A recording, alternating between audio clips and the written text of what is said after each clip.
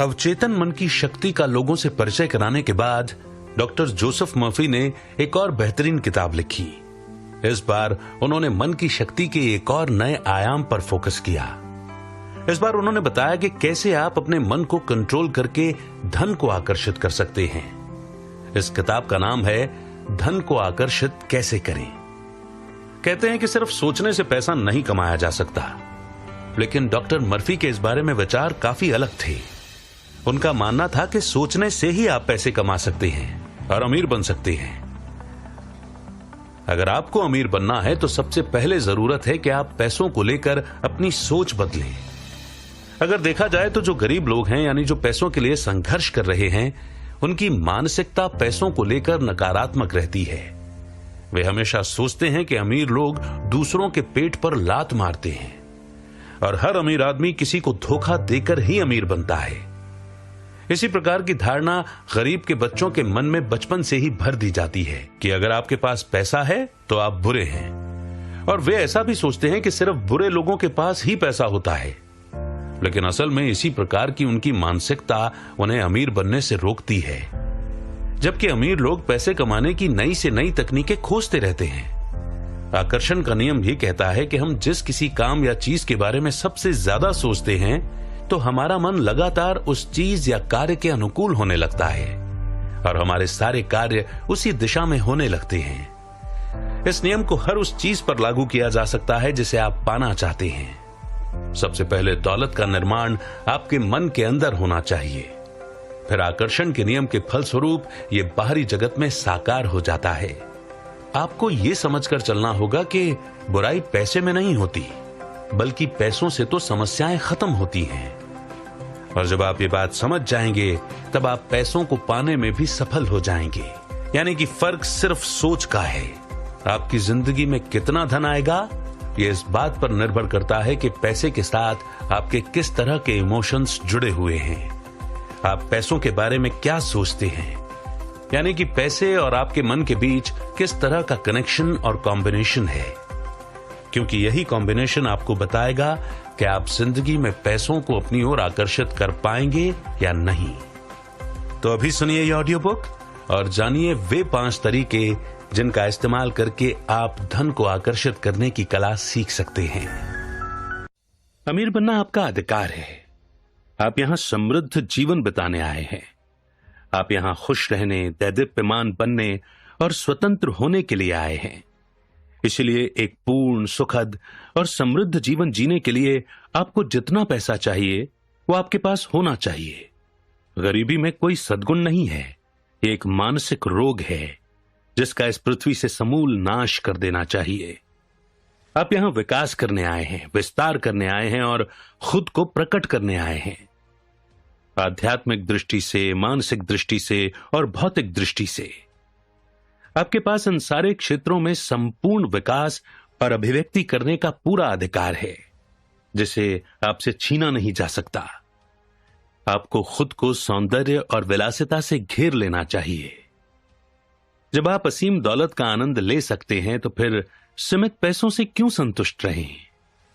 इस पुस्तक में आप पैसे के साथ दोस्ती करना सीखेंगे और आपके पास हमेशा समृद्धि रहेगी। अमीर बनने की आपकी इच्छा अधिक पूर्ण, अधिक खुश, अधिक अद्भुत जीवन की इच्छा है। ये एक ब्रह्मांडीय आकांक्षा है। ये अच्छी है, बहुत अच्छी। धन के सच्चे महत्व को देखना शुरू करें, विनिमय के प्रतीक के रूप में। इसका मतलब है अभाव से आजादी। इसका मतलब है सौंदर्य, विलासिता, समृद्धि और परिष्कार। ये अध्याय पढ़ते वक्त शायद आप कह रहे होंगे कि मैं ज्यादा पैसे चाहता हूं, मुझे इस समय जो वेतन मिल रहा है मैं उससे ज्यादा का हकदार हूं। मेरा मानना है कि ज्यादातर लोगों को अपर्याप्त वेतन मिलता है। कई लोगों के पास ज्यादा पैसा नहीं है। इसका एक कारण यह है कि वे मन ही मन या खुलकर इसकी निंदा कर रहे हैं। वे पैसे को गंदा पैसा कहते हैं या ये मानते हैं कि पैसे का प्रेम ही सारी बुराई की जड़ है आदि। वे संपन्न नहीं होते हैं। इसका एक कारण यह है कि उनके मन में यह गोपनीय अवचेतन भावना रहती है कि गरीबी में कोई सद्गुण है। यह अवचेतन भाव बचपन के प्रशिक्षण अंधविश्वास या धर्म ग्रंथों की गलत व्याख्या पर आधारित हो सकता है। गरीबी में कोई भी सद्गुण नहीं है। ये किसी भी अन्य मानसिक रोग की तरह एक बीमारी है। अगर आप शारीरिक रूप से बीमार होते हैं तो आपको लगता है कि आपके साथ कुछ न कुछ गड़बड़ है। ऐसे में आप मदद लेना चाहेंगे और अपनी बीमारी का इलाज करने की कोशिश करेंगे। इसी तरह अगर आपके जीवन में पर्याप्त धन लगातार प्रवाहित नहीं हो रहा है तो आपके साथ कोई न कोई बुनियादी गड़बड़ है। धन सिर्फ एक प्रतीक है। इसके विनिमय के रूप सदियों से बदलते रहे हैं, जैसे नमक, मनके और कई प्रकार की लुभावनी चीजें। पुराने जमाने में इंसान की दौलत का पैमाना यह था कि वो कितनी भेड़ों या बैलों का मालिक है।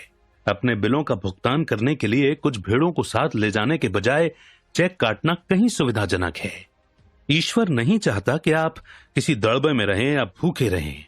ईश्वर चाहता है कि आप खुश, समृद्ध और सफल हों। ईश्वर अपने सभी कामों में हमेशा सफल रहता है, चाहे वो तारा बनाना हो या कायनात।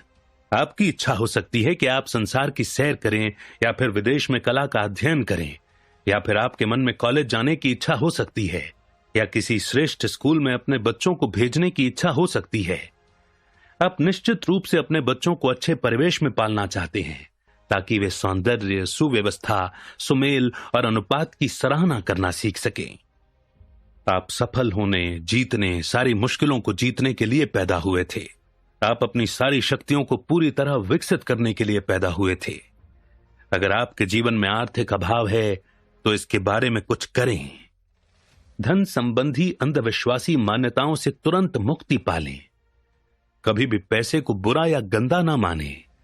अगर आप ऐसा करते हैं तो पैसे के पंख लग जाएंगे और यह उड़कर आपसे दूर चला जाएगा। याद रखें, आप जिसकी निंदा करते हैं उसे खो देते हैं। मिसाल के तौर पर मान लें कि आपको जमीन में सोना, चांदी, सीसा, तांबा या लोहा मिलता है। क्या आप इन चीजों को बुरा कहेंगे? ईश्वर ने सभी चीजों को अच्छा घोषित किया है। बुराई मनुष्य की स्याह समझ, उसके अप्रकाशित मस्तिष्क, जीवन की उसकी झूठी व्याख्या और दैवी शक्ति के उसके दुरुपयोग से आती है। यूरेनियम, सीसे या किसी भी अन्य धातु का इस्तेमाल विनिमय के साधन के रूप में किया जा सकता है। हम नोट या चेक का इस्तेमाल करते हैं। निश्चित रूप से कागज बुरा नहीं है, न ही चेक है। आज भौतिक शास्त्री और वैज्ञानिक जान चुके हैं कि एक या दूसरी धातु के बीच फर्क सिर्फ इलेक्ट्रॉन्स की संख्या और गति की दर का होता है, जो एक केंद्रीय नाभिक के चारों ओर घूम रहे हैं। वे अब शक्तिशाली साइक्लोट्रॉन्स में परमाणुओं की बमबारी करके एक धातु को दूसरी धातु में बदल रहे हैं। सोना निश्चित स्थितियों के पारे में बदल जाता है। ऐसा लगता है कि कुछ समय बाद सोना, चांदी और दूसरी धातुओं को रासायनिक प्रयोगशालाओं में कृत्रिम रूप से बनाया जा सकेगा। मैं इलेक्ट्रॉन्स, न्यूट्रॉन्स, प्रोटॉन्स और आइसोटॉप्स में कोई बुराई देखने की कल्पना नहीं कर सकता। आपकी जेब में रखा कागज इलेक्ट्रॉन्स और प्रोटॉन्स से बना है, जो अलग तरीके से व्यवस्थित है। उनकी संख्या और गति की दर अलग है। सिर्फ इसी मायने में वो कागज आपकी जेब में रखी चांदी से भिन्न है। कुछ लोग कहेंगे, ओह, लोग पैसों के लिए लोगों की जान ले लेते हैं, वे पैसों के लिए चोरी करते हैं। ये सच है कि पैसे का असंख्य अपराधों से संबंध रहा है, लेकिन इससे ये बुरा नहीं बन जाता। कोई आदमी किसी की जान लेने के लिए किसी दूसरे को $50 देता है, उसने एक विनाशकारी उद्देश्य से पैसे का दुरुपयोग किया है। आप बिजली का इस्तेमाल किसी की जान लेने के लिए कर सकते हैं या इससे घर में प्रकाश कर सकते हैं। आप पानी का इस्तेमाल किसी शिशु की प्यास बुझाने के लिए कर सकते हैं या इसमें उसे डुबो भी सकते हैं। आप आग का इस्तेमाल किसी बच्चे को गर्मी देने या उसे जलाकर मार डालने के लिए कर सकते हैं। एक और उदाहरण यह है कि आप अपने बगीचे से मिट्टी लाकर अपने कॉफी के कप में डाल देते हैं। आपने गलत किया है, बुराई आपकी है। मिट्टी बुरी नहीं है, न ही कॉफी है। मिट्टी को गलत जगह पर डाला गया है। इसकी असली जगह आपका बगीचा है। इसी तरह अगर आपके अंगूठे में सुई चुभ जाती है तो यह बुरी नहीं है। सुई की जगह सुई दान में है, आपके अंगूठे में नहीं। हम जानते हैं कि प्रकृति की शक्तियां या तत्व बुरे नहीं होते। ये तो हमारे इस्तेमाल पर निर्भर करता है कि वे हमें फायदा पहुंचाते हैं या हमारा नुकसान करते हैं। एक आदमी ने एक बार मुझसे कहा था, मैं दिवालिया हूं, मुझे पैसा पसंद नहीं है, ये सारी बुराई की जड़ है। पैसे का प्रेम अगर बाकी सारी चीजों से प्रबल होगा तो आप एक तरफा और असंतुलित हो जाएंगे। आप संसार में अपनी शक्ति या सत्ता का समझदारी से इस्तेमाल करने आए हैं। कुछ लोग शक्ति की चाह रखते हैं, बाकी पैसे की। अगर आपका दिल पैसे पर लट्टू हो जाता है और आप कहते हैं कि बस मैं तो इसी को चाहता हूं, मैं अपना सारा ध्यान पैसे के संग्रह पर केंद्रित करने जा रहा हूं, दूसरी कोई चीज मायने नहीं रखती, तो आप पैसा कमा सकते हैं और दौलत इकट्ठी कर सकते हैं, लेकिन आप भूल रहे हैं कि आप यहां पर एक संतुलित जीवन जीने के लिए आए हैं। इंसान सिर्फ रोटी से ही नहीं जीता है। मिसाल के तौर पर, अगर आप किसी संप्रदाय या धार्मिक समूह के सदस्य हैं और इसके बारे में कट्टर बन जाते हैं, खुद को अपने दोस्तों, समाज और सामाजिक गतिविधियों से अलग कर लेते हैं, तो आप असंतुलित, अंतर्मुखी और कुंठित हो जाएंगे। प्रकृति संतुलन पर जोर देती है। यदि आपका सारा समय बाहरी चीजों और संपत्ति में ही लगा रहे तो आपकी मानसिक शांति, मधुर संबंध, प्रेम, खुशी या आदर्श स्वास्थ्य से वंचित हो जाएंगे। आप पाएंगे कि आप कोई भी ऐसी चीज नहीं खरीद सकते जो असली है। आप दौलत का संग्रह कर सकते हैं या मिलियनों डॉलर इकट्ठे कर सकते हैं। यह अपने आप में बुरा नहीं है। बुरा तो तब होता है जब आप हर दूसरी चीज से परे सिर्फ पैसे से प्यार करें। पैसे से बेइंतहा प्रेम ही कुंठा, निराशा और मोह भंग का परिणाम देता है। इस अर्थ में यह आपकी बुराई की जड़ है। पैसे को अपना एकमात्र लक्ष्य बनाकर आपने गलत चुनाव किया है। आपने सोचा था कि आपको सिर्फ यही चाहिए था, लेकिन अपनी तमाम कोशिशों के बाद आपको पता लगा कि आपको सिर्फ पैसा नहीं चाहिए था। आपको दरअसल जो चीज चाहिए थी वो थी सच्ची जगह, मानसिक शांति और समृद्धि। वैसे अगर आप चाहें तो आपके पास लाखों करोड़ों डॉलर होने के बावजूद मानसिक शांति, मधुर संबंध, आदर्श स्वास्थ्य और दैवीय अभिव्यक्ति रह सकती है। हर व्यक्ति पर्याप्त पैसे चाहता है। कोई नहीं चाहता कि उसके पास बस गुजर बसर लायक ही पैसे रहें। इंसान समृद्धि चाहता है, उसे ये मिलना चाहिए। भोजन, वस्त्र, घर, यातायात के बेहतर साधनों की अभिव्यक्ति, प्रजनन और समृद्धि के लिए हमारी जो आकांक्षाएं, इच्छाएं और आवेग हैं, वे सब ईश्वर के दिए हैं, दैवीय हैं, अच्छे हैं। लेकिन इन आवेगों, इच्छाओं और आकांक्षाओं को हम गलत दिशा दे सकते हैं, जिससे हमें अपने जीवन में बुरे या नकारात्मक अनुभव हो सकते हैं। मनुष्य की प्रकृति बुरी नहीं है। आप में कोई बुरा स्वभाव नहीं है।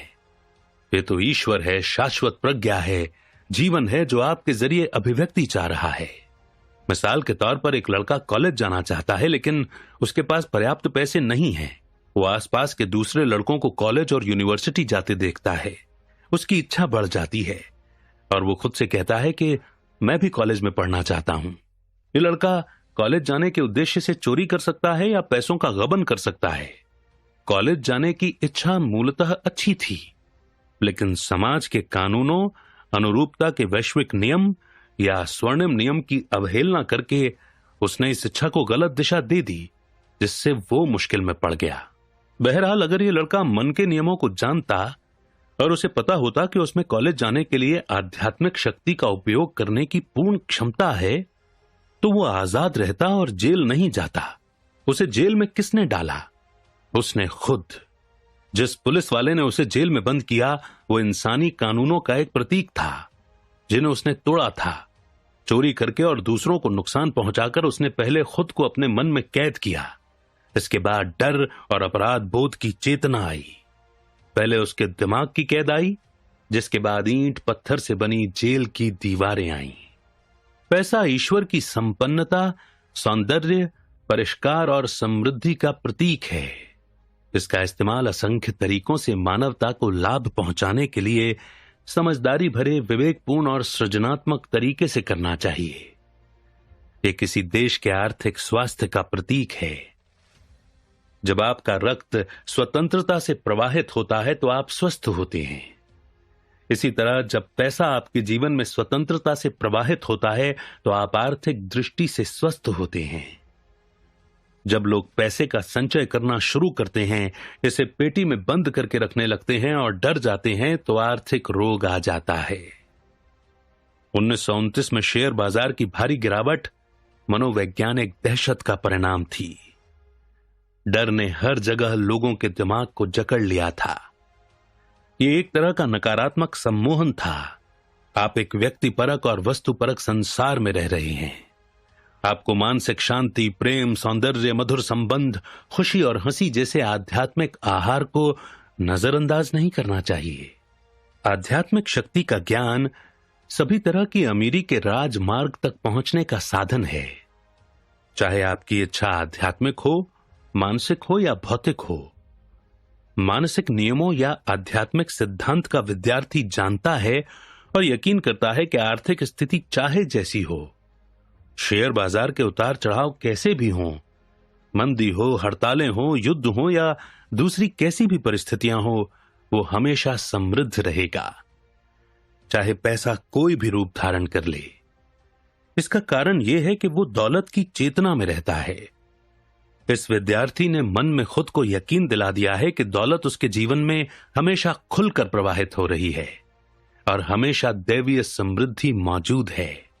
चाहे कल कोई युद्ध छिड़ जाए और विद्यार्थी की सारी वर्तमान संपत्ति मूल्यहीन हो जाए, जैसा कि प्रथम विश्व युद्ध के बाद जर्मन मार्क के साथ हुआ था, लेकिन इसके बावजूद वो दौलत को आकर्षित करेगा और सृष्टि उसकी परवाह करेगी, चाहे नई मुद्रा कोई भी रूप धारण कर ले। दौलत चेतना की अवस्था है। यह दैवी आपूर्ति के सतत प्रवाह के प्रति अनुकूलित मस्तिष्क का परिणाम है। वैज्ञानिक चिंतन पैसे या दौलत को ज्वार भाटे की तरह मानता है, यानी वो बाहर जाता है लेकिन यह हमेशा लौटता है। ज्वार भाटा कभी असफल नहीं होता, न ही मनुष्य की आपूर्ति होती है, बशर्ते वो एक अथक, अपरिवर्तनीय, अमर उपस्थिति पर विश्वास करे जो सर्वत्र मौजूद है और निरंतर प्रवाहित हो रही है। जो मनुष्य अवचेतन मन की कार्य प्रणाली जानता है, वो कभी आर्थिक स्थिति, शेयर बाजार की दहशत, मुद्रा के अवमूल्यन या मुद्रास्फीति की चिंता नहीं करता है, क्योंकि उसका वास ईश्वर की सतत आपूर्ति की चेतना में है। ऐसे मनुष्य को हमेशा एक विराट उपस्थिति द्वारा आपूर्ति दी जाएगी और उसकी देखभाल की जाएगी।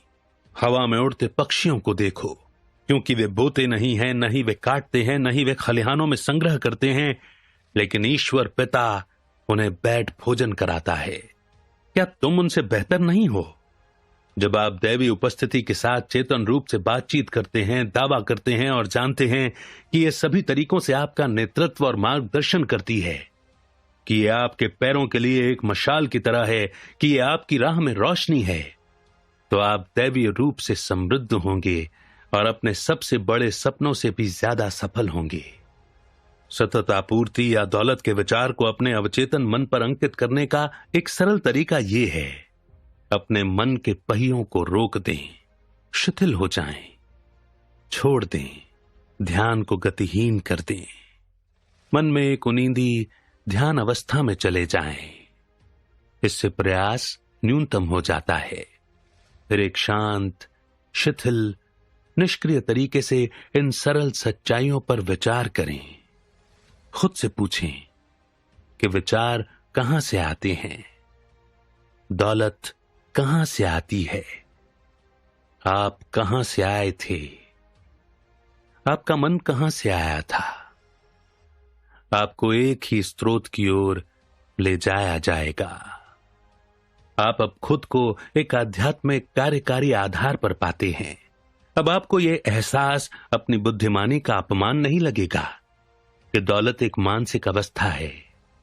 आगे बताए छोटे वाक्य को दिन में 3-4 बार खुद से धीरे से कहें, खासतौर पर सोने जाने से पहले।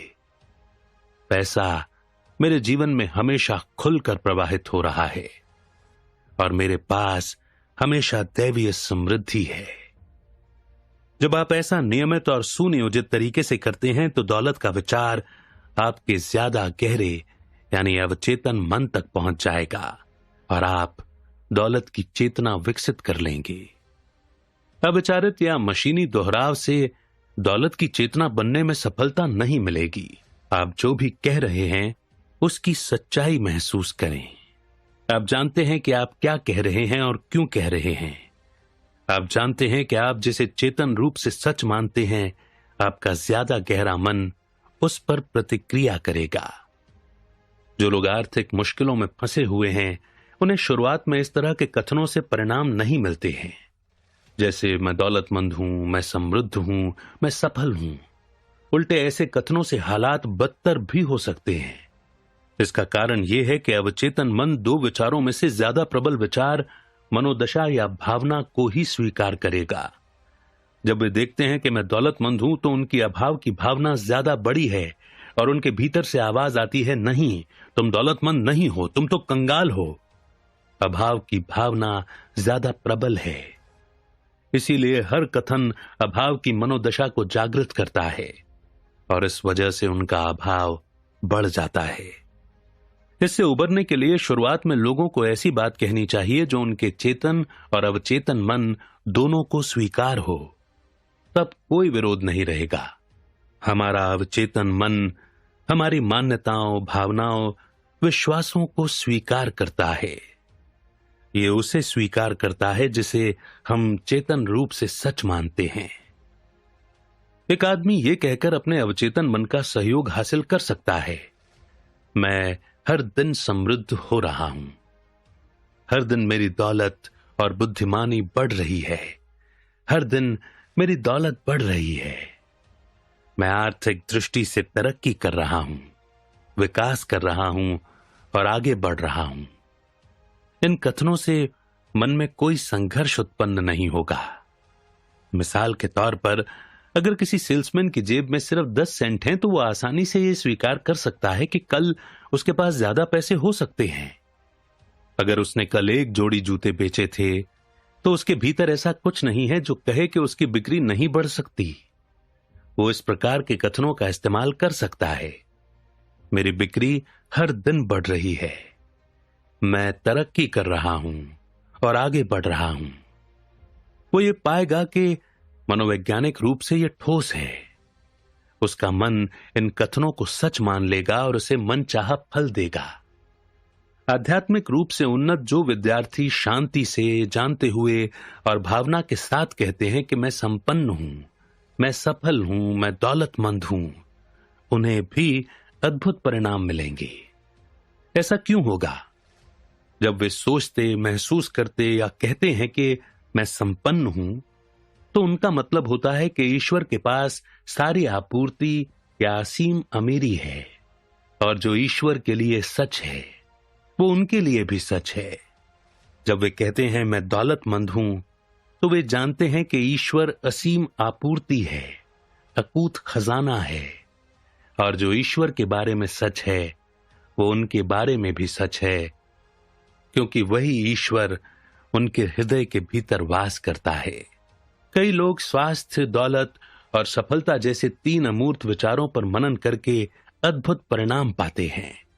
स्वास्थ्य एक दैवीय सच्चाई या ईश्वरीय गुण है। दौलत ईश्वर की है, ये शाश्वत और अंतहीन है। सफलता ईश्वर की है, ईश्वर हमेशा अपने सभी कामों में सफल होता है। इनसे उल्लेखनीय परिणाम पाने के लिए वे दाढ़ी बनाते वक्त एक आईने के सामने खड़े होकर 5-10 मिनट तक खुद से कहते रहते हैं, स्वास्थ्य, दौलत और सफलता। वे ये नहीं कहते मैं स्वस्थ हूं या मैं सफल हूं। वे अपने मन में कोई विरोध उत्पन्न नहीं करते। वे शांत और शिथिल होते हैं। इस तरह मन ग्रहणशील और निष्क्रिय होता है। इसी अवस्था में वे ये शब्द दोहराते रहते हैं। इससे आश्चर्यजनक परिणाम मिलते हैं। दरअसल वे उन सत्यों के साथ तादात्म्य स्थापित कर रहे हैं जो शाश्वत, अपरिवर्तनीय और अमर है। आप दौलत की चेतना विकसित कर सकते हैं। इस पुस्तक में वर्णित और विस्तार से बताए सिद्धांतों पर अमल करें। आपके रेगिस्तान में भी गुलाब के फूल खिल जाएंगे और ये महकने लगेगा। मैंने कई साल पहले ऑस्ट्रेलिया के एक किशोर के साथ काम किया था। यह किशोर डॉक्टर और सर्जन बनना चाहता था, लेकिन उसके पास पैसा नहीं था और न ही उसने हाई स्कूल की पढ़ाई पूरी की थी। खर्च निकालने के लिए वो डॉक्टरों के ऑफिस साफ करता था, खिड़कियां धोता था और मरम्मत के छुटपुट काम करता था। उसने मुझे बताया कि हर रात जब वो सोने जाता था तो वो दीवार पर टंगे डॉक्टर के डिप्लोमा का चित्र देखता था जिसमें उसका नाम बड़े बड़े अक्षरों में लिखा था। वो जहां काम करता था वहां वो डिप्लोमाओं को साफ करता और चमकाता था, इसलिए उसके मन में डिप्लोमा की तस्वीर देखना या उसकी कल्पना करना ज्यादा मुश्किल नहीं था। मैं नहीं जानता कि उसने इस तस्वीर को देखना कितने समय तक जारी रखा, लेकिन उसने ये कुछ महीनों तक किया होगा। जब वो लगन से जुटा रहा तो परिणाम मिले। एक डॉक्टर उस लड़के को बहुत पसंद करने लगा। उस डॉक्टर ने उसे औजारों को कीटाणु रहित करने, इंजेक्शन लगाने और प्राथमिक चिकित्सा के दूसरे कामों की कला का प्रशिक्षण दिया। वो किशोर उस डॉक्टर के ऑफिस में तकनीकी सहयोगी बन गया। डॉक्टर ने उसे अपने खर्च पर हाई स्कूल और बाद में कॉलेज भी भेजा। आज वो किशोर मॉन्ट्रियल कनाडा का एक शीर्षस्थ डॉक्टर है। उसके पास एक सपना था, उसके मन में एक स्पष्ट तस्वीर थी। उसकी दौलत उसके दिमाग में थी। दौलत आपका विचार, इच्छा, गुण, सेवा की चाहत, मानव जाति को देने की क्षमता, समाज के लिए उपयोगी बनने की योग्यता और आमतौर पर मानवता के प्रति आपका प्रेम है। उस लड़के ने अचेतन रूप से एक महान नियम से फायदा उठाया। रॉबर्ट कहते हैं, लक्ष्य को देखकर आप उसकी प्राप्ति के साधनों की इच्छा कर लेते हैं। इस लड़के के मामले में लक्ष्य डॉक्टर बनना था। उसने डॉक्टर बनने की कल्पना की, इसका चित्र देखा, इसकी सच्चाई को महसूस किया।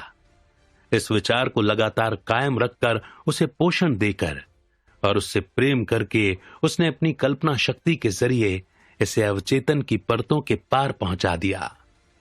तब यह एक विश्वास बन गया और इसने उसके सपनों को हकीकत में बदलने की राह दिखाई। वो ये कह सकता था कि मेरे पास कोई शिक्षा तो है नहीं, मैं सही लोगों को नहीं जानता, अब तो मैं इतना बड़ा हो चुका हूं कि स्कूल नहीं जा सकता, मेरे पास पैसे नहीं हैं, इस पे कई साल लग जाएंगे और मैं बुद्धिमान नहीं हूं। अगर वो इस तरह की बातें कहता तो शुरू करने से पहले ही हार जाता। उसकी दौलत उसकी आंतरिक आध्यात्मिक शक्ति के इस्तेमाल में निहित थी, जिसने उसके विचार पर प्रतिक्रिया की। हमारी प्रार्थनाओं का किस साधन या तरीके से जवाब मिलता है, यह हमसे हमेशा छिपा रहता है। कभी कभार हम बस अंतर्बोध से प्रक्रिया के एकाध हिस्से को समझ सकते हैं। मेरे तरीकों का पता नहीं लगाया जा सकता, तरीके मालूम नहीं होते। मनुष्य तो बस कल्पना कर सकता है और अपने मन में लक्ष्य को स्वीकार कर सकता है। इस लक्ष्य को कैसे प्राप्त किया जाएगा, ये उसे अपने भीतर की व्यक्तिपरक बुद्धिमत्ता के भरोसे छोड़ना होता है। अक्सर ये सवाल पूछा जाता है कि लक्ष्य पर मनन करने और चेतना में इच्छा को स्वीकार करने के बाद मुझे क्या करना चाहिए। जवाब सरल है, जो भी आपके लक्ष्य को पाने के लिए आवश्यक होगा, उसे करने के लिए आपको विवश किया जाएगा। अवचेतन का नियम है विवशता, जीवन का नियम है क्रिया और प्रतिक्रिया। हम जो भी क्रिया करते हैं वो हमारे मन की आंतरिक गतिविधियों, आंतरिक भावों और विश्वासों पर स्वचालित प्रतिक्रिया होती है। कुछ महीनों पहले जब मैं सोने गया तो मैंने कल्पना की कि मैं अपनी एक लोकप्रिय पुस्तक मैजिक ऑफ फेथ को फ्रांसीसी भाषा में पढ़ रहा हूं। मैंने एक कल्पना की कि यह पुस्तक सभी फ्रांसीसी बोलने वाले देशों में पढ़ी जा रही है। कई सप्ताह तक मैंने हर रात यही किया और अपने हाथों में मैजिक ऑफ फेथ के काल्पनिक फ्रांसीसी संस्करण को थामने के चित्र के साथ सो गया। 1954 के क्रिसमस के ठीक पहले मुझे पेरिस के एक अग्रणी प्रकाशक का पत्र मिला, जिसने एक अनुबंध भी साथ में भेजा था। पत्र में लिखा था कि मैं उस अनुबंध पर हस्ताक्षर कर दूं और उसे मैजिक ऑफ फेथ के फ्रांसीसी संस्करण को प्रकाशित करने तथा फ्रांसीसी भाषा बोलने वाले सभी देशों में उसे प्रचारित करने की अनुमति दूं। आप मुझसे पूछ सकते हैं कि प्रार्थना के अलावा मैंने इस पुस्तक के प्रकाशन के बारे में क्या किया। मैं कहूंगा, कुछ नहीं। उसके बाद तो व्यक्तिपरक प्रज्ञा ने कमान थाम ली थी और अपने तरीके से यह कर दिया था, जो मेरे चेतन रूप से सोचे किसी भी तरीके से कहीं बेहतर था। हमारी सारी बाहरी गतिविधियां और क्रियाएं मन की आंतरिक गतिविधियों का अनुसरण करती हैं। आंतरिक क्रिया सभी बाहरी क्रियाओं से पहले होती है। आप शारीरिक रूप से जो भी कदम उठाते हैं या आप वस्तुपरक तरीके से जो भी करते नजर आते हैं, वो सब एक नक्शे का हिस्सा होता है, जिसे पूरा करने के लिए आप विवश होते हैं। लक्ष्य को स्वीकार करने से लक्ष्य की प्राप्ति के साधन अपने आप आ जाते हैं। यकीन करें कि मनचाही चीज इसी समय आपके पास है और आप इसे पा लेंगे। हमें अपनी भलाई से इनकार करना छोड़ना होगा। एहसास करें कि एक ही चीज है जो हमें उस अमीरी से दूर रखती है जो हमारे चारों ओर फैली है। ये एकमात्र चीज है हमारा मानसिक नजरिया। ये एकमात्र चीज है ईश्वर। जीवन और संसार को देखने का हमारा दृष्टिकोण। इस सकारात्मक सत्य को जान लें, इस पर विश्वास करें और इसके अनुरूप काम करें। आप ईश्वर के महान नियमों के जरिए जो भी हासिल करना चाहते हैं वो पा सकते हैं, बन सकते हैं और कर सकते हैं। आपका मन कैसे काम करता है, इसका ज्ञान आपका रक्षक और मुक्तिदाता है। विचार और भावना आपकी तकदीर हैं। आप चेतना के अधिकार द्वारा हर चीज के मालिक हैं। स्वास्थ्य की चेतना स्वास्थ्य उत्पन्न करती है। दौलत की चेतना दौलत उत्पन्न करती है। वैसे ये ध्यान रखें कि आप जिसके लिए प्रार्थना करते हैं उससे संसार इनकार या विरोध करता नजर आ सकता है। कई बार तो आपकी इंद्रियां भी आप पर हंसती नजर आएंगी। अगर आप अपने मित्र को यह बताएं कि आप अपना नया कारोबार शुरू करने जा रहे हैं तो वो तमाम कारण गिनाने लगेगा कि आपका असफल होना क्यों तय है। यदि आप उसके सम्मोहन के जाल में फंस जाते हैं तो इससे आपके मन में असफलता का डर बैठ सकता है। लेकिन जब आप आध्यात्मिक शक्ति के बारे में जागरूक होते हैं जो एक है, अखंड है और आपके विचार पर प्रतिक्रिया करती है, तो आप संसार के अंधकार और अज्ञान को अस्वीकार कर देंगे। तब आप ये समझ जाएंगे कि आपके पास सफल होने के लिए सारे औजार, शक्ति और ज्ञान है। अमीरी के राजमार्ग पर चलने के लिए आपको दूसरों की राह में रोड़े या बाधाएं नहीं रखनी चाहिए, नहीं दूसरों के प्रति ईर्ष्या या डाह रखनी चाहिए।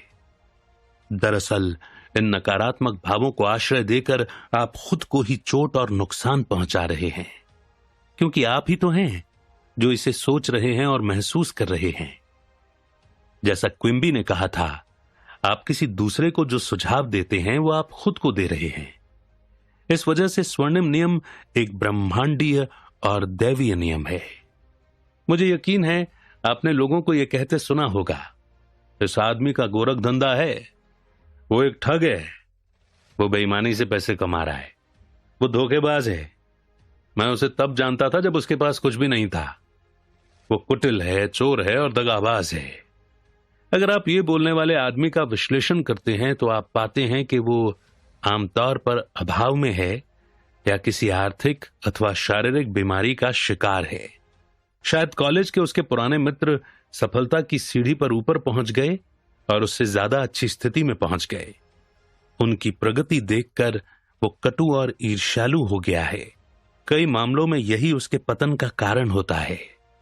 इन सहपाठियों के बारे में नकारात्मक तरीके से सोचने और उनकी दौलत की निंदा करने का नतीजा यह होता है कि जिस दौलत और समृद्धि के लिए वो प्रार्थना कर रहा है वो गायब हो जाती है और दूर चली जाती है। वो जिन चीजों के लिए प्रार्थना कर रहा है दरअसल उन्हीं की निंदा कर रहा है। वो दो तरफा प्रार्थना कर रहा है। एक तरफ तो वो कह रहा है कि ईश्वर मुझे समृद्ध बना रहा है, और अगली ही सांस में मन ही मन या जोर से वो ये कह रहा है कि मैं उस आदमी की दौलत से द्वेष करता हूं। हमेशा दूसरे व्यक्ति को दुआ दें, हमेशा उसकी समृद्धि और सफलता पर खुश हों। ऐसा करके आप खुद को दुआ देते हैं और समृद्ध बनाते हैं। अगर आप बैंक जाते हैं और देखते हैं कि सड़क पार वाला आपका प्रतिस्पर्धी आपसे 20 गुना ज्यादा पैसे जमा करा रहा है, या आप उसे $10,000 जमा करते देखें तो खुश हों। यह देखकर बहुत खुश हों कि ईश्वर की समृद्धि उसके एक पुत्र के माध्यम से प्रकट हो रही है। तब आप उस चीज को दुआ दे रहे हैं और बढ़ा रहे हैं जिसके लिए आप प्रार्थना कर रहे हैं कि आप जिसे दुआ देते हैं वो कई गुना होता है। आप उसकी निंदा करते हैं, आप उसे गंवा देते हैं। अगर आप किसी बड़ी कंपनी में काम कर रहे हो और इस बारे में सोच रहे हो या चिढ़ रहे हो कि आपको कम तनख्वाह मिलती है, आपको सम्मान नहीं दिया जाता और आप अधिक धन तथा मान्यता के हकदार हैं, तो आप अचेतन रूप से उस संगठन के साथ अपने बंधनों को तोड़ रहे हैं। आप एक नियम को सक्रिय कर रहे हैं फिर सुपरिटेंडेंट या मैनेजर आपसे कहता है कि हमें आपको निकालना होगा। दरअसल आपने खुद को निकाला था। मैनेजर तो बस एक जरिया था जिसने आपकी नकारात्मक मानसिक अवस्था की पुष्टि की। दूसरे शब्दों में वो एक संदेशवाहक था जो आपको वही बता रहा था जो आपने अपने बारे में सच माना था। ये क्रिया और प्रतिक्रिया के नियम का एक उदाहरण था। क्रिया आपके दिमाग की आंतरिक गतिविधि थी, प्रतिक्रिया आपकी अंदरूनी सोच को सही साबित करने के लिए बाहरी जगत की प्रतिक्रिया थी। शायद इसे पढ़ते वक्त आप किसी ऐसे व्यक्ति के बारे में सोच रहे होंगे जो दूसरों से लाभ उठाकर, उन्हें धोखा देकर या खराब निवेश बेचकर आर्थिक दृष्टि से समृद्ध बना हो। इसका जवाब स्पष्ट है, क्योंकि अगर हम किसी दूसरे को लूटते हैं, धोखा देते हैं या फायदा उठाते हैं तो हम खुद के साथ भी यही करते हैं। वास्तव में इस मामले में हम खुद को ही चोट पहुंचा रहे या लूट रहे हैं। पहली बात तो यह है कि इससे हम अभाव की मनोदशा में रहते हैं, जिससे नुकसान का हमारी ओर आकर्षित होना तय है। यह नुकसान कई तरीकों से हो सकता है। ये स्वास्थ्य, प्रतिष्ठा, मानसिक शांति, सामाजिक ओहदे, घर में बीमारी या कारोबार में कंगाली के रूप में आ सकता है। जरूरी नहीं है कि नुकसान सिर्फ आर्थिक हानि के रूप में ही आए। हमें अदूरदर्शी नहीं होना चाहिए और ये नहीं सोचना चाहिए कि नुकसान सिर्फ डॉलर और सेंट में ही होगा।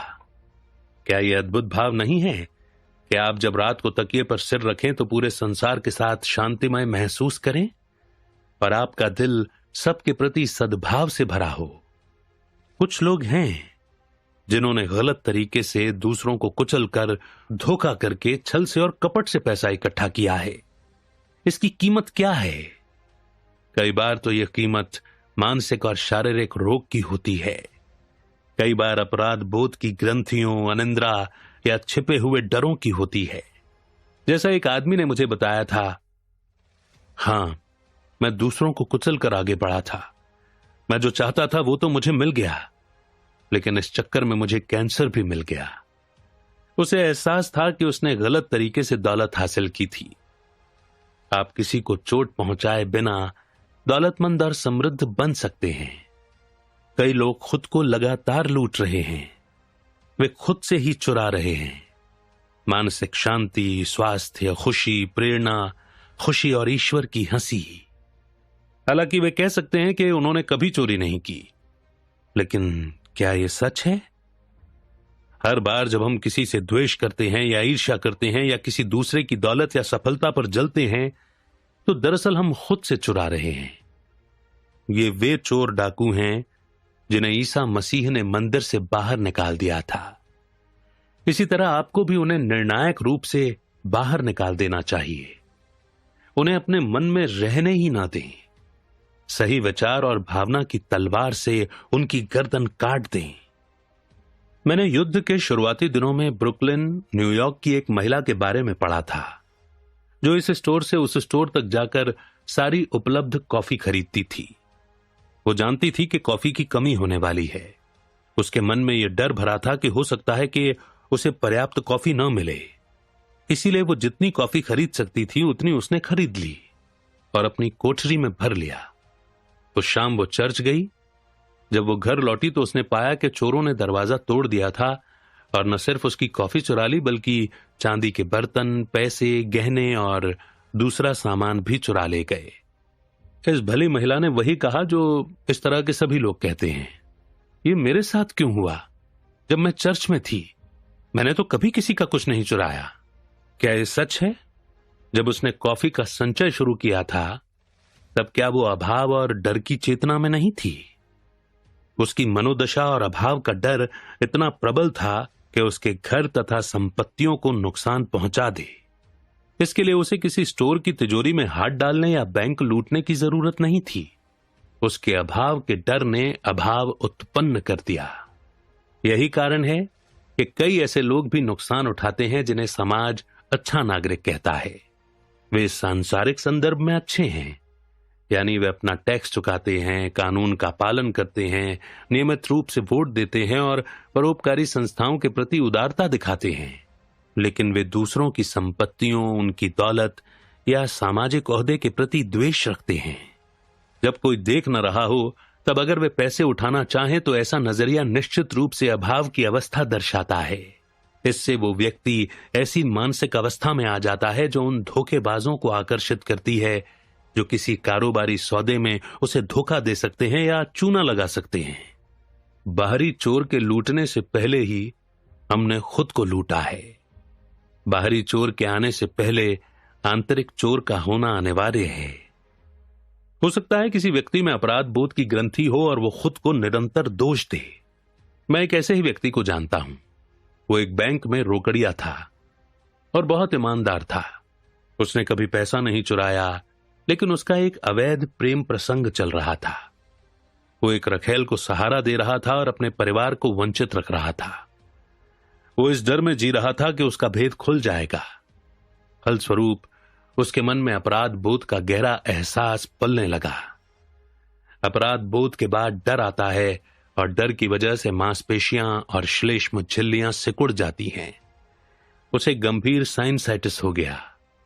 दवाओं से सिर्फ अस्थायी राहत ही मिल पाई।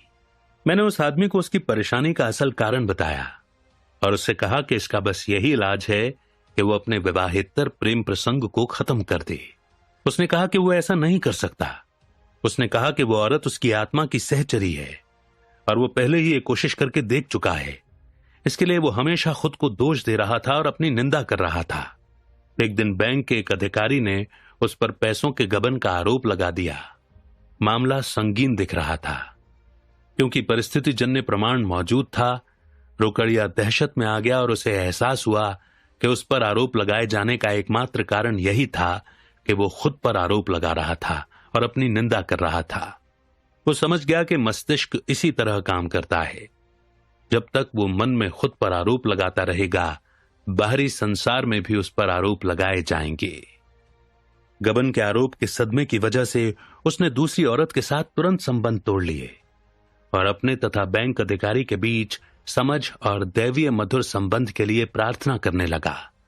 वो ये दावा करने लगा कि कुछ भी छिपा नहीं है जो प्रकट न हो। ईश्वर की शांति सभी संबंधित मस्तिष्कों और हृदयों में सर्वोच्च विराजमान है। सच्चाई की जीत हुई।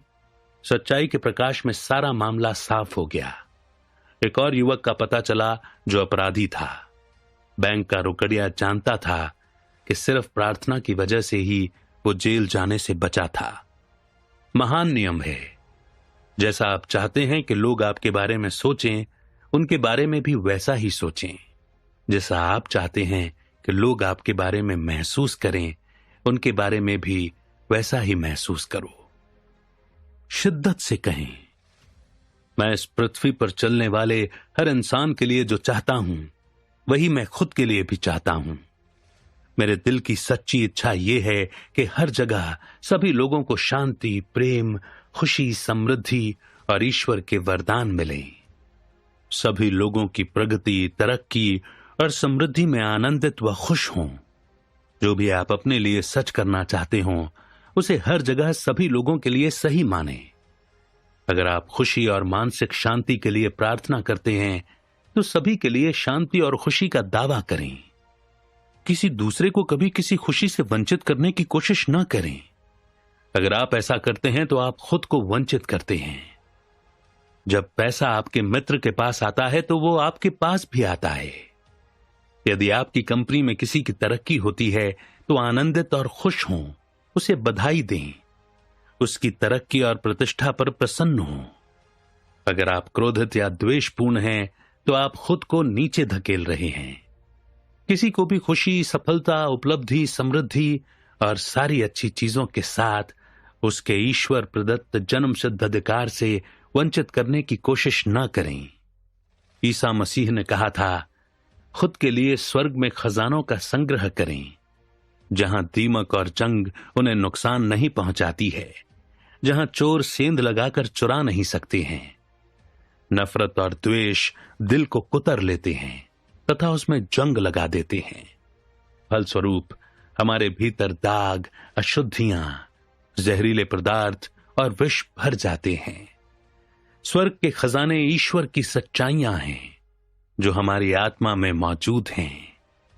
अपने मन को शांति, मधुर संबंध, आस्था, खुशी, ईमानदारी, अखंडता, प्रेमपूर्ण दयालुता और नम्रता से भर लें।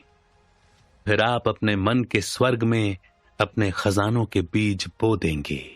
अगर आप निवेश संबंधी बुद्धिमत्ता की तलाश कर रहे हैं या अगर आप अपने शेयरों या बॉन्ड के बारे में चिंतित हों तो शांति से दावा करें, असीम प्रज्ञा मेरे सभी आर्थिक सौदों को शासित करती है और उन पर नजर रखती है, इसीलिए मैं जो भी करता हूं समृद्ध होगा। इसे बार बार कहें और आपके निवेश समझदारी पूर्ण होंगे। यही नहीं, आपकी नुकसान से भी रक्षा होगी, क्योंकि नुकसान होने से पहले ही आपको शेयर बेचने के लिए प्रेरित कर दिया जाएगा। अपने मकान, कारोबार और संपत्तियों के बारे में आगे दी गई प्रार्थना का हर दिन इस्तेमाल करें। जो सर्वोच्च शक्ति ग्रहों की कक्षा में उनका मार्गदर्शन करती है और जिसकी बदौलत सूरज चमकता है, वो मेरी सारी संपत्तियों, घर, कारोबार और मेरी सारी चीजों पर निगाह रखती है। ईश्वर ही मेरा किला और तिजोरी है। मेरी सारी संपत्तियां ईश्वर में सुरक्षित हैं। ये अद्भुत है। हर दिन खुद को इस महान सच्चाई की याद दिलाएंगे और प्रेम के नियमों पर चलेंगे तो आपको सभी तरीकों से मार्गदर्शन मिलेगा। आपका ध्यान रखा जाएगा और आपको समृद्ध बनाया जाएगा। आपको कभी नुकसान नहीं उठाना पड़ेगा, क्योंकि आपने सर्वशक्तिमान को अपना सलाहकार और मार्गदर्शक बनाया है। ईश्वर के प्रेम का वृत्त हर समय आपके चारों ओर है, आपको अपने भीतर समाये हुए है। आप ईश्वर की अमर बाहों में विश्राम कर रहे हैं। हम सभी को अपनी समस्याएं सुलझाने के लिए अंदरूनी मार्गदर्शन लेना चाहिए। यदि आपके पास कोई आर्थिक समस्या है तो रात को सोने से पहले यह दोहराएं, अब मैं चैन से सोऊंगा। मैंने ये मामला अपने अंदर की ईश्वरीय बुद्धिमत्ता के हवाले कर दिया है। ये जवाब जानती है। जब सुबह सूरज उगेगा तो मेरा जवाब भी सामने आ जाएगा। मैं जानता हूं कि सूरज का उगना कभी नहीं रुकता है। फिर सोने चले जाएं। किसी समस्या पर परेशान न हो, चिंता न करें, आवेश में न आए। रात की नींद से सही सलाह मिलती है। समस्या पर सो जाएं। आपकी बुद्धि आपकी सारी समस्याएं नहीं सुलझा सकती। उस रोशनी के लिए प्रार्थना करें जो आने वाली है। याद रखें कि भोर हमेशा आती है, छायाएं दूर चली जाती हैं। हर रात की नींद को एक संतुष्टि भरा आनंद बनने दें। आप परिस्थितियों के शिकार नहीं हैं। आप तो सिर्फ खुद को ऐसा मानते हैं। आप किसी भी परिस्थिति या स्थिति के ऊपर उठ सकते हैं, उससे उबर सकते हैं। जब आप आध्यात्मिक सत्य की चट्टान पर खड़े होते हैं और अपने अधिक गहरे उद्देश्यों तथा इच्छाओं के प्रति निरंतर निष्ठावान रहते हैं तो आपको भिन्न अनुभव मिलेंगे। बड़े स्टोर्स में मैनेजर जासूस नियुक्त करते हैं ताकि ग्राहकों को चोरी करने से रोका जा सके। वे हर दिन बिना कुछ दिए कुछ लेने की कोशिश करने वाले लोगों को पकड़ते हैं। ऐसे सभी लोग अभाव और सीमा की चेतना में जी रहे हैं। दरअसल वे खुद से चुरा रहे हैं और हर तरह के नुकसान को आकर्षित कर रहे हैं। इन लोगों की ईश्वर में आस्था नहीं है और वे ये नहीं समझते कि उनका मन कैसे काम करता है। यदि वे सच्ची जगह दैवी अभिव्यक्ति और आपूर्ति के लिए प्रार्थना करें तो उन्हें नौकरी मिल जाएगी। फिर ईमानदारी, अखंडता और लगन के जरिए वे अपने और समाज के लिए गौरव बन जाएंगे।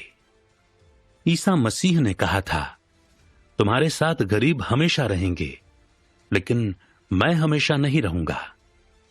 चेतना की गरीब अवस्थाएं इस अर्थ में हमेशा हमारे साथ रहती हैं कि चाहे आपके पास इस वक्त जितनी भी दौलत हो, आप किसी दूसरी चीज को अपने पूरे दिल से चाहते हैं। हो सकता है कि यह स्वास्थ्य संबंधी समस्या हो, शायद किसी बेटी को मार्गदर्शन की जरूरत हो या घर में सद्भाव की कमी हो। उस पल आप गरीब हैं। जब तक हम अभाव के बारे में सोचते रहते हैं तब तक हम कभी नहीं जान सकते कि समृद्धि क्या है। मैंने 12 को चुना है और तुम में से एक शैतान है। चाहे वो इंग्लैंड का सम्राट हो या झुग्गियों का लड़का, हम सभी सीमाओं और जातिगत विश्वासों के साथ पैदा हुए थे। इन्हीं सीमाओं के माध्यम से हम विकास करते हैं। समस्याएं और मुश्किलें न हो तो हम कभी अपनी आंतरिक शक्ति का पता नहीं लगा पाएंगे। गरीबी की अवस्थाएं ही हैं जो हमें समाधान खोजने के लिए प्रेरित करती हैं। जब तक कि हम दुख का आंसू न टपका लें, हम कभी नहीं जान सकते कि खुशी क्या होती है। हमें गरीबी के बारे में जागरूक होना चाहिए, इससे मुक्ति और स्वतंत्रता की इच्छा रखनी चाहिए और दैवीय संपन्नता में ऊपर उठना चाहिए। डर, अज्ञान, चिंता, अभाव और दर्द जैसी गरीब अवस्थाएं बुरी नहीं हैं, बशर्ते वे आपको इसका विपरीत चाहने के लिए प्रेरित ना करें। जब आप मुश्किल में फंस जाते हैं और इधर से उधर चक्कर घिन्नी बने रहते हैं, जब आप नकारात्मक, दिल चीरने वाले सवाल पूछते हैं जैसे ये सारी चीजें मेरे साथ ही क्यों हो रही हैं, ऐसा क्यों है कि बदकिस्मती मेरे पीछे पड़ी नजर आती है, तब आपके दिमाग में प्रकाश होगा। अपने दुख, दर्द या कष्ट के जरिए आप सत्य को खोजेंगे जो आपको मुक्त कर देता है। विपत्ति के फल मीठे हैं, किसी बदसूरत और जहरीले मेंढक की तरह जिसके सिर पर एक कीमती रत्न होता है। असंतोष के जरिए हमें संतोष की ओर ले जाया जाता है। जीवन के नियमों का अध्ययन करने वाले सभी लोग किसी न किसी चीज से असंतुष्ट रहे हैं। उनके सामने कोई समस्या या मुश्किल थी जिसे वे नहीं सुलझा सकते थे, या वे जीवन की पहेलियों के इंसानी जवाबों से संतुष्ट नहीं थे। उन्होंने अपने भीतर ईश्वर की उपस्थिति में अपना जवाब पाया है। महान कीमत का मोती, कीमती रत्न। बाइबल कहती है, मैंने ईश्वर को खोजा था और मैंने उसे पा लिया और उसने मुझे मेरे तमाम डरों से आजाद कर दिया। जब आप अपनी महत्वाकांक्षा या इच्छा को हासिल कर लेते हैं तो आप सिर्फ कुछ समय के लिए ही संतुष्ट होंगे। इसके बाद विस्तार करने की आकांक्षा एक बार फिर मन में आ जाएगी। यह जीवन है जो आपके जरिए ज्यादा ऊंचे स्तरों पर खुद को अभिव्यक्त करना चाहता है। जब एक इच्छा संतुष्ट होती है तो दूसरी आ जाती है, फिर तीसरी, और यह सिलसिला अनंत काल तक चलता रहता है। आप यहां विकास करने आए हैं। जीवन स्थिर नहीं है, ये तो प्रगतिशील है। आप यहां एक महिमा से दूसरी महिमा तक जाने के लिए आए हैं। इसका कोई अंत नहीं है, क्योंकि ईश्वर की महिमा का कोई अंत नहीं है। हम सभी इस अर्थ में गरीब हैं कि हम हमेशा जीवन में अधिक प्रकाश, ज्ञान, खुशी और आनंद चाहते हैं। ईश्वर अनंत है और अनंत काल में भी आप उस महिमा, सौंदर्य और बुद्धिमानी के खजाने को खत्म नहीं कर सकते जो आपके भीतर है। आप बहुत अद्भुत हैं। निरपेक्ष संसार में सारी चीजें पूर्ण हैं, लेकिन सापेक्ष जगत में हमें उस महिमा के प्रति जागृत होना चाहिए जो हमारी थी संसार के भी शुरू होने से पहले।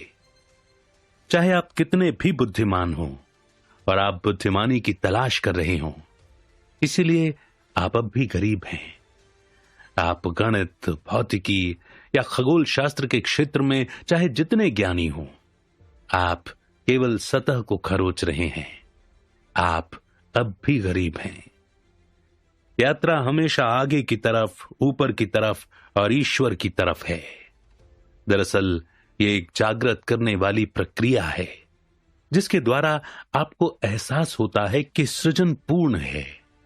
जब आप जान जाते हैं कि ईश्वर को सीखने, विस्तार करने, विकास करने या प्रकट करने की जरूरत नहीं है, तो आप सीमाओं के स्वप्न से धीरे धीरे जागना शुरू करते हैं और ईश्वर में जीवित हो जाते हैं। जब डर, अज्ञान, जातिगत विश्वास और समूह सम्मोहन के पर्दे आपकी आंखों के सामने से गिरते हैं, तो आप उस तरह देखना शुरू करते हैं जैसा ईश्वर देखता है। अंधे दाग हट जाते हैं।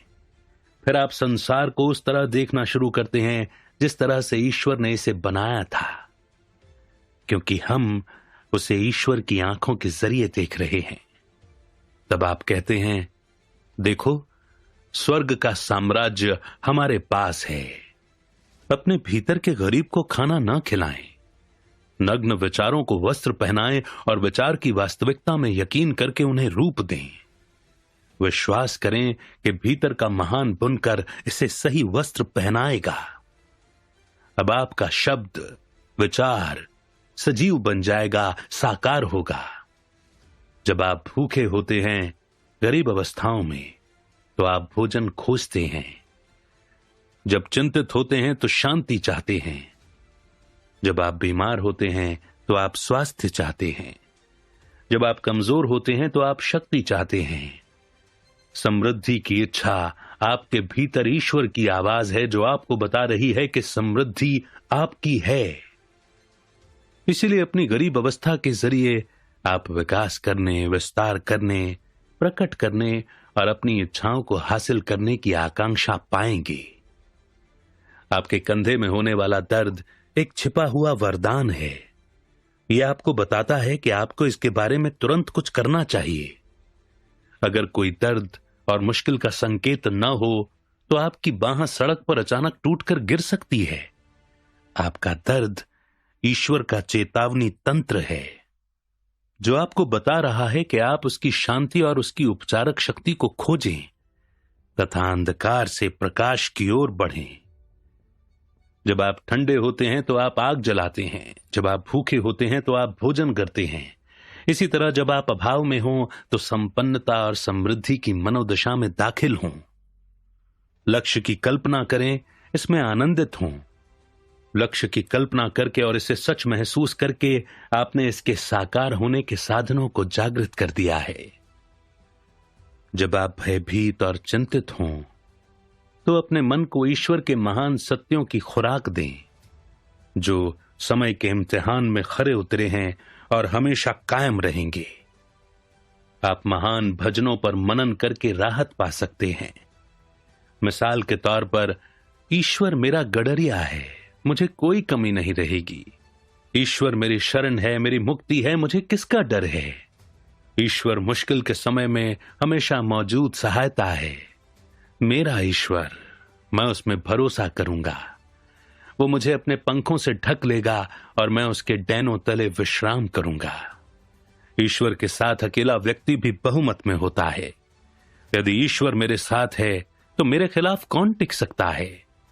मैं ईश्वर के माध्यम से सारी चीजें करता हूं जो मुझे शक्ति देते हैं।